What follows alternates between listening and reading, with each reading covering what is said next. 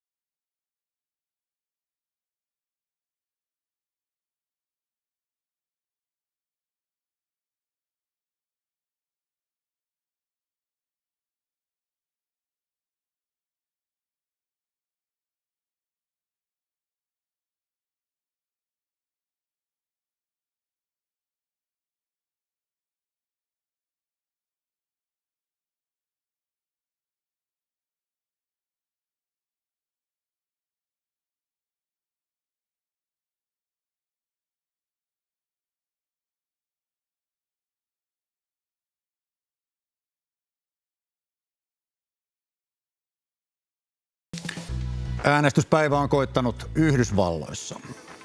Donald Trump ja Kamala Harris ovat pitäneet viimeiset vaalipuheensa vaiherikkaan presidentin vaalikampanjan päätteeksi. Miljoonat yhdysvaltalaiset suuntaavat nyt vaaliuurnille. Are we ready to vote?